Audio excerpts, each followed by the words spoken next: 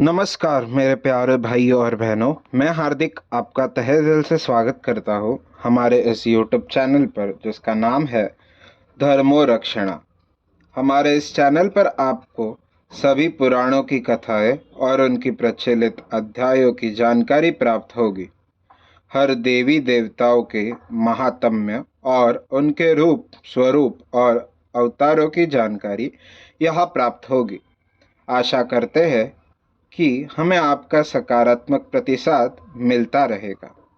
हर हर महादेव। रुद्र संहिता प्रथम खंड सातवां अध्याय। विवादग्रस्त ब्रह्मा विष्णु के मध्य अग्नि स्तंभ का प्रकट होना।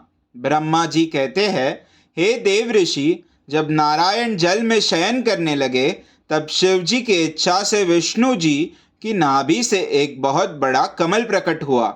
उसमें असंख्य नालदंड थे। वह पीले रंग का था और उसकी ऊंचाई भी कई योजन थी। कमल सुंदर, अद्भुत और संपूर्ण तत्वों से युक्त था। वह रमणीय और पुण्य दर्शनों के योग्य था। तत्पश्चात भगवान शिव ने मुझे अपने दाहिने अंग से उत्पन्न किया। उन महेश्वर ने अपनी माया से मोहित कर नारायण देव के नाभि कमल में मुझे डाल दिया और लीला पूर्वक मुझे प्रकट किया। इस प्रकार उस कमल से पुत्र के रूप में मुझे जन्म मिला। मेरे चार मुख लाल मस्तक पर त्रिपुंड धारण किए हुए थे।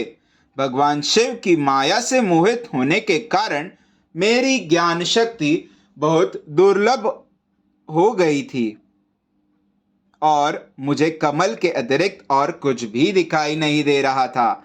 मैं कौन हूँ, कहाँ से आया हूँ, मेरा कार्य क्या है, मैं किसका पुत्र हूँ, किसने मेरा निर्माण किया है, कुछ इसी प्रकार के प्रश्नों ने मुझे परेशानी में डाल दिया था।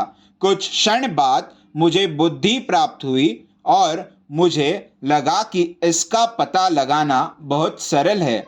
इस कमल का उद्गम स्थान इस जल में नीचे की ओर है और इसके नीचे मैं उस पुरुष को पा सकूंगा जिसने मुझे प्रकट किया है।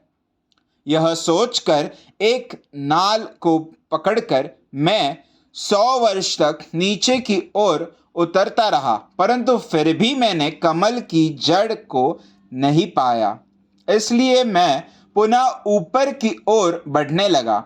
बहुत ऊपर जाने पर भी कमल कोश को नहीं पा सका।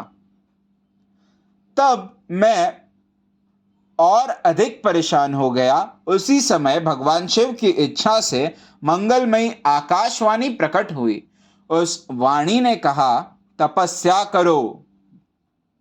उस आकाशवाणी को सुनकर अपने पिता का दर्शन करने हेतु मैंने तपस्या करना आरंभ कर दिया और 12 वर्ष तक घोर तपस्या की। तब 4 भुजाधारी सुंदर नेत्र से शोभित भगवान विष्णु प्रकट हुए।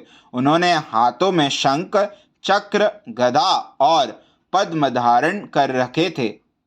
उनका शरीर श्याम कांति से सुशोभित था। उनके मस्तक पर मुकुट विराजमान था तथा उन्होंने पीतांबर वस्त्र और बहुत से आभूषण धारण किए हुए थे।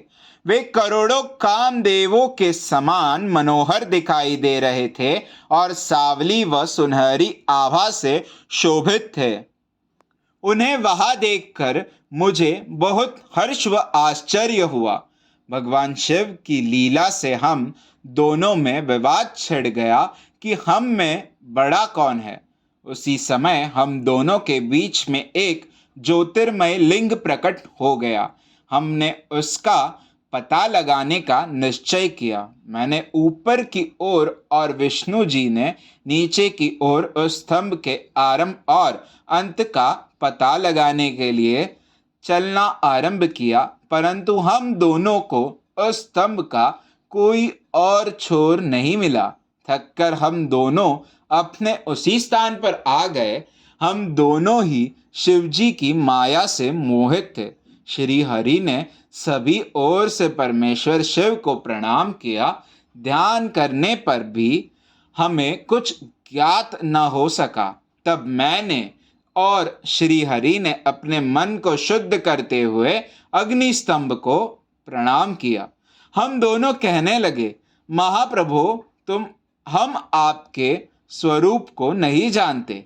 आप जो भी है, हम आपको नमस्कार करते हैं।